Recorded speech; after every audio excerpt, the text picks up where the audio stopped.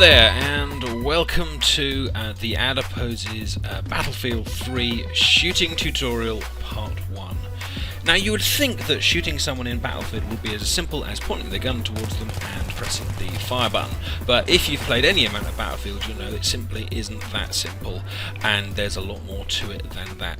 Now, I didn't grow up playing lots of shooting games. I came into it probably when I was about 25, 26, 27, and I'm not one of those people that can just kill people in these games naturally. I've got a few friends online that get amazing scores, and you ask them how they do it, and they genuinely don't know. They can just do it. It's amazingly frustrating. But for someone like myself, I had to learn how to be good at shooting on Battlefield. I had to study various YouTube videos, talk to my friends and my clan, practice. And what I'd like to do to you in this series of videos is talk to you just about how to shoot accurately and correctly in Battlefield 3. Now note, this is a tutorial just on the shooting aspect. I'm not going to be looking at movement or map techniques or like capturing flags or anything like that. This is purely how to shoot your gun and how to hit your opponents.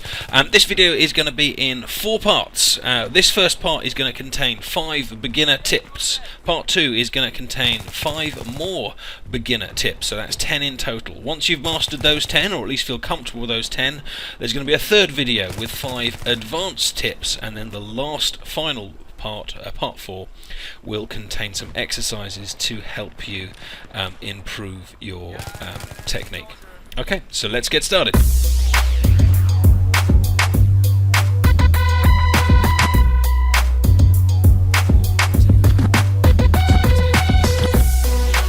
Beginner's tip number 1. Compensate for the recoil pattern. When you fire a gun in Battlefield 3, it moves. It doesn't stay still, it kind of jerks up into the air. That is the recoil. Let's point this M16A3 against the wall and fire a full clip. And as you can see, when I fired that clip, it went up and then to the right in a more or less diagonal motion. And as you'll see, when you fire this gun repeatedly, you get more or less the same effect every time. Again, up and to the right. This means if we wanted to get our gun accurate, we need to pull down and to the left. So as we fire, slowly drag the mouse down and drag it to the left. And you can see that you can get your bullets into a far smaller grouping than we did before. Now if that's a target, an enemy, that means you've hit your target with a lot more bullets than you did before. But of course, not all guns have the same recoil pattern. This is the F2000. Fire the full clip on this one, and we still go up, but this time we go to the left. In fact, this one's a bit more complicated. It goes up first, probably fairly straight, and then to the left. So to compensate for the recoil here, we need to pull down, and then after about 10 bullets or so, then pull down and to the right to compensate it. And after a bit of practice, we can get, once again, most of the bullets going at the target that we have chosen. So that means when you try out a new gun, find an empty server or find an empty wall, blast it against it a few times, what is the recoil pattern for that gun before you take it out onto the battlefield. Now, for the rest of this tutorial and the future tutorials, I'm going to be helped out by a few members of my clan from Team Europe. They're a lovely group of guys and girls, and if you're interested in joining us, do check out the link at the bottom of below the video. Let me just show you compensating for the recoil in an actual combat setting. Bishy has kindly volunteered to run in front of the gun, and as he runs in front of the gun, I'm going to be tracking him with the gun, but also compensating for the recoil. So as well as moving the gun across the screen to shoot him, I'm also adding on pulling down and to the left because I was using the M16A3. So compensate for the recoil. Beginner's tip number 1.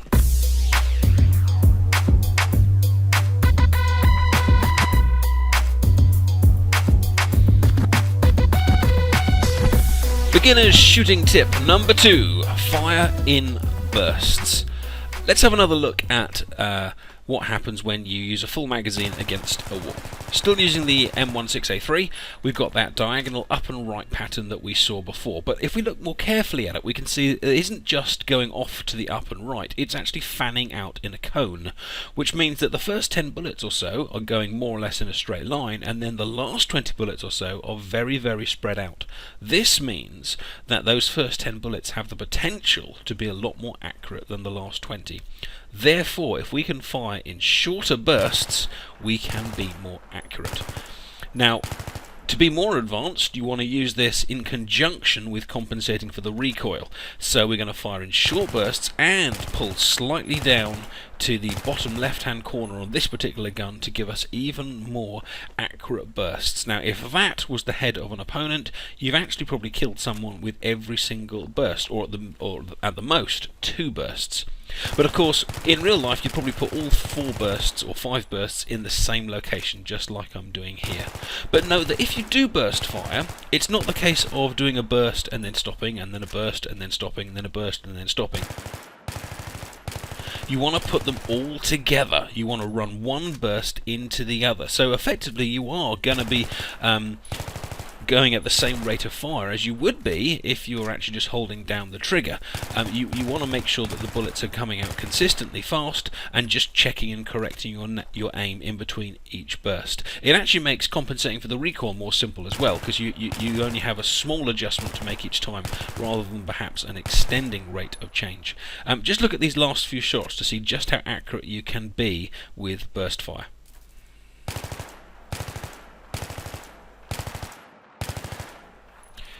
I often find when I have an opponent running across in front of me, I will hold down the trigger, I'll shoot loads of bullets at him, and somehow he will get past. Now, I think that burst fire is the best solution to this. Here's just holding down the trigger. I'm sure this has happened to you many times. You hit him with some, but he survives. Instead of just holding down the trigger, a couple of quick bursts. Exactly the same. Compensate for the recoil, 2 quick bursts, and he goes down. Tip 1 and tip 2 very much go together. Compensate for the recoil, use burst fire, and you'll be taking down tricky targets faster than you have been before.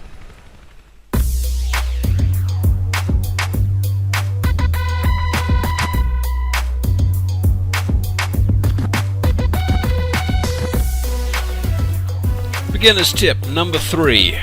Aim for the head.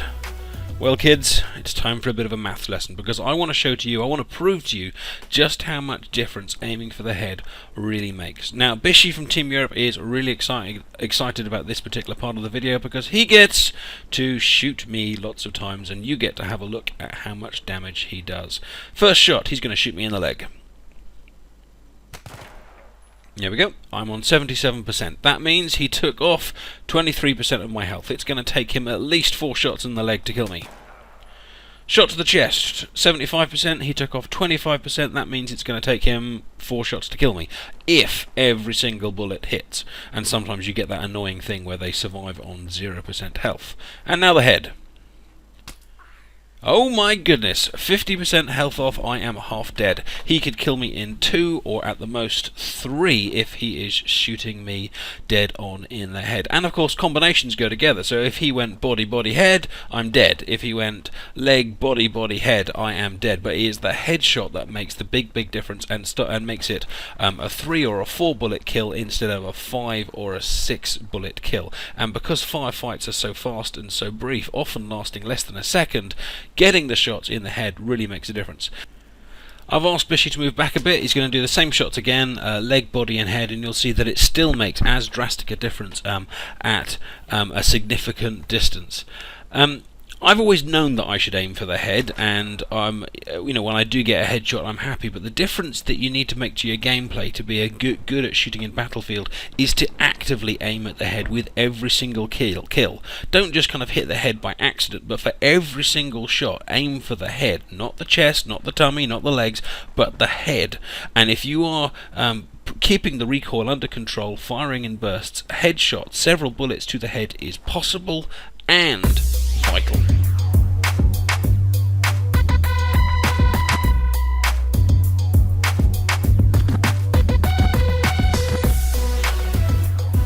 Well, beginner's tip 4 links right in with beginner's tip 3. If we know that the head is so much more dangerous, then we need to make sure we are aiming for that head at all times.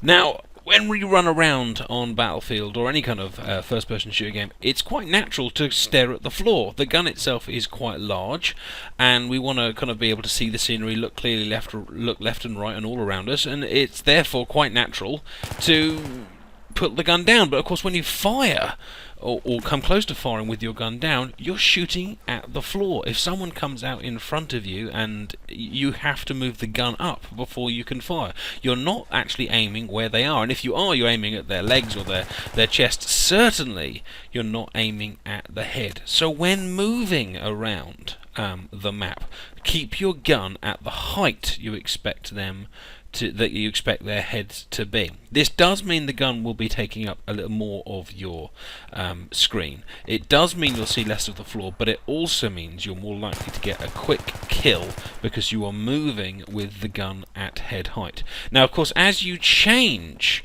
height and elevation, their potential head heights can change as well. So while I'm moving around on the streets like so, I'm keeping the gun at my own head height because that's where they're likely to be. But of course, as I go up stairs and places like this, their heads will be higher still. So rather than me keep looking at the stairs, looking at the floor, I need to raise my gun even higher to still be looking at their head. Because remember, the head will do 50% damage if I can get a bullet in there, as opposed to the body, which will only do 25% or less. And the same goes when looking down. Don't keep the gun at my level and don't stare at the floor. Keep your gun at where their heads would be. So as I go round looking at the head heights here, as I jump over looking at the head height there, this aim will make a difference. And of course, I fell into an old bad habit there. I ran across and the gun immediately went down. Get it back up. Keep the guns up. Let me just show you a practical example here. I'm waiting for someone to come around the corner. I've seen them on the mini-map, for example. Here's the gun at chest height. They know I'm there. I know they're there. We have a gunfight. They hit me in the head. I hit them in the chest. I'm down. Same example, exactly the same thing again. He goes round. This time I'm just going to move the gun up an inch or so to the head height. As he comes round, 2-hit kill. I still get hit, but I crucially was ready to shoot him in the head, not to shoot him in the chest, and it does make a difference. So get your gun up, pointing at their head.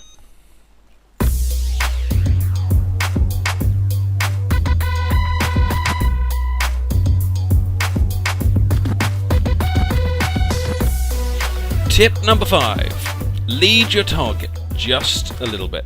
Now, today I've mainly been talking about assault guns or maybe engineer guns. So when I say lead the target, I'm talking a fraction ahead of where they are running to. I'm not talking about like a sniper gun where you'll be like an inch above or an inch ahead or anything like that. I'm talking about trying to get your gun just in front of where they're running. Now, I've slowed these clips right down, and as you can see there, I was trying to aim for the player and I ended up just behind him or on him, and he survived. Plus, I wasn't burst firing and wasn't compensating for recoil very well, so I need to take my own advice a little bit more. And you're not trying to get the gun, you're not trying to get like a gap between your gun and the player, but just to kind of get your gun repeatedly in front of his head. Again here, if you zoom in on what I'm doing here in slow motion, the gun is on him and he's moving so fast it misses. It doesn't work. So just try and, when the player is moving at speed, just think about trying to get your gun just ahead of where he is, just a tiny little bit. And then this third view, this third slow motion replay, I'm going to get the gun and just get a little bit ahead of where he's running. And it's only a fraction, and it's only for one of the bursts, but it crucially makes the difference between him surviving and not. And you can even see that by the time I actually fire, the gun is on him. But the fact was I aimed to get the gun ahead of him, and it made a difference. Thank you so much for watching. Remember, this was only the first 5 tips that I've got for you out of a potential 15, as well as some training exercises. So do check out part 2, 3 and 4 when they're uploaded. There's loads of other things that I've done that you can check out, that you can see in front of you. Thank you to Team Europe and the buddies there that helped me put this video together, and I will see you soon on the Adipose TV. Take care.